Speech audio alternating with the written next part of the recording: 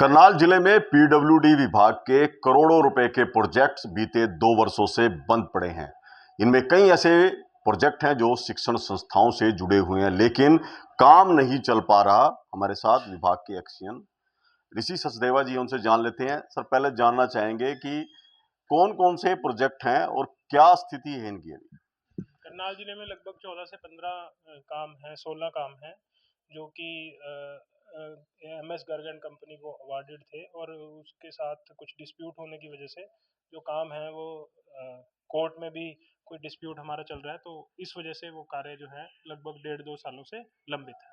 उसमें विभिन्न विभागों के कार्य हैं, जिसमें जिसमें कि एजुकेशन विभाग भी है और 2-3 और हेल्थ विभाग है। मेजर ये हैं, 2-3 और डिपार्टमेंट है। तो कितनी लागत के थे ये प्रोजेक्ट? ये 16 काम अलग अलग प्रोजेक्ट की अलग अलग कॉस्ट है। जो जो हमारे कॉलेजेस के वर्क हैं वो एवरेज हमारी 12 से 14 करोड़ के बीच में एक कॉलेज तैयार होता है, तो 2-3 कॉलेजेस के काम जो हैं वो अधूरे पड़े हैं।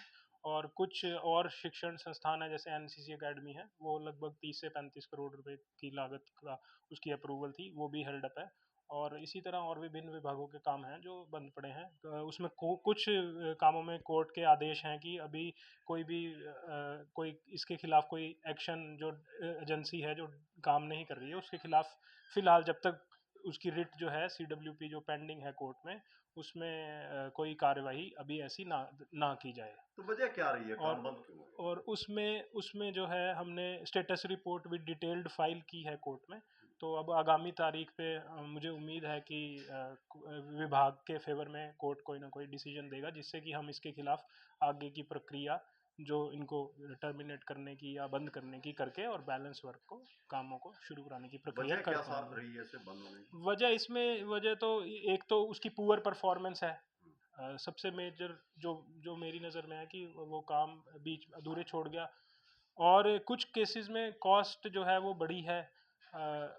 वो भी एक वजह है कि हमें रिवाइज्ड अप्रूवल नहीं मिली। कुछ हमारे विभाग में कुछ कानूनों में भी अब बदलाव हुआ है कि अप्रूवल जो है पहले लेनी पड़ेगी, उसके बाद जो है अनाउंसमेंट या जो एग्रीमेंट से ज़्यादा अगर खर्चा हो रहा है तो उस वजह से भी थोड़ी दिक्कत आ रही है। तो सचदेवा जी, 2 साल से काम बंद है।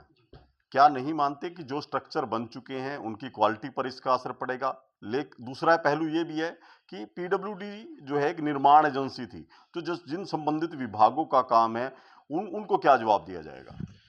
जहाँ तक निर्माण का सवाल है, तो कंक्रीट का जो स्ट्रक्चर जो भी डिपार्टमेंट बनाता है बिल्कुल उच्च गुणवत्ता के जो पैमाने, नियम कानूनों का ध्यान में रखकर बनाए जाते हैं, और साल 2 साल में इनकी कोई कोई फर्क इसको नहीं पड़ता, क्योंकि कोई भी जो जो स्ट्रक्चर है वो अभी स्ट्रक्चर स्टेज पे है, फिनिशिंग स्टेज पे नहीं आया है। मतलब कोई उसमें अभी पेंट का काम नहीं हुआ, ये नहीं हुआ, इनकी लाइफ कम होती है। लेकिन जो कंक्रीट का स्ट्रक्चर है उसकी तो 100 साल लाइफ है, तो उसमें कोई वो नहीं आई। हाँ, ये ज़रूर है कि जो जो जो डिपार्टमेंट्स हैं जिनका हम काम कर रहे हैं उनको भी कठिनाई का सामना करना पड़ रहा है, और वो हमें हमसे रेगुलर पत्राचार इस बारे में कर रहे हैं।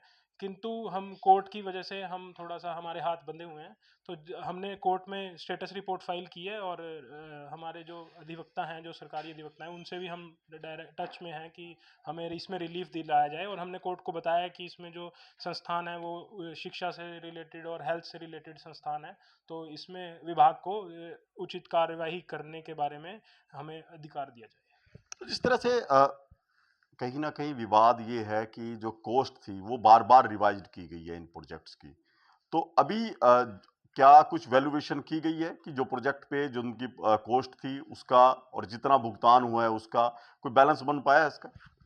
जहाँ तक कॉस्ट के रिवाइज होने का सवाल है, उसमें ऐसा है कि ये जितने भी इंस्टीट्यूट्स हैं, इनकी जो जगह है वो पंचायत द्वारा दी जाती है मैक्सिमम केसेस में।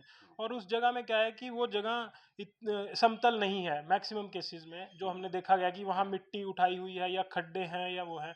और जब जब इनके अनुमान लगाए गए तो ये सोचकर अनुमान लगाए गए कि समतल जमीन पर ही ये कार्य होंगे, तो कुछ तो उस वजह से कॉस्ट बढ़ी। कुछ कुछ संस्थानों में ऐसा भी हुआ कि जैसे जो हेल्थ के काम है, इसमें कुछ काम हमारे PHC के अलॉट हुए, लेकिन बाद में ये डिसाइड हुआ विभाग के लेवल पर कि PHC ना बनाकर इसको CHC बनाया जाए, जिस वजह से हमारे जो है एस्टिमेट रिवाइज्ड हुए।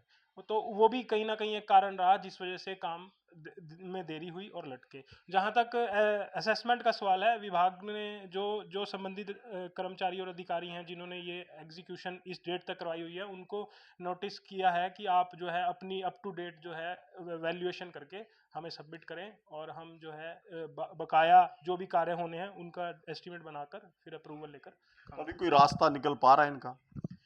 इनमें से 6 काम हैं जहां एजेंसी द्वारा एग्रीमेंट अमाउंट पूरा कर दिया गया था।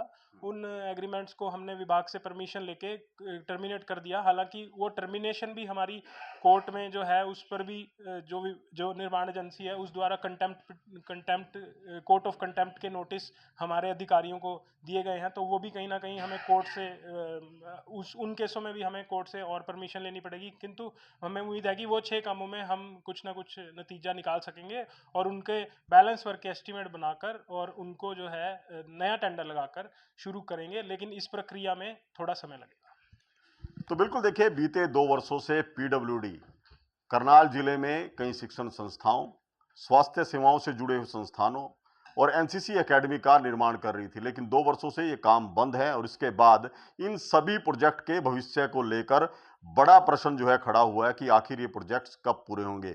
लागत जो है बार बार रिवाइज की गई है, करोड़ों रुपए का जो नुकसान अब तक हो चुका है, लेकिन अभी भी सवाल यही है कि आखिर ये प्रोजेक्ट्स कब पूरे होंगे।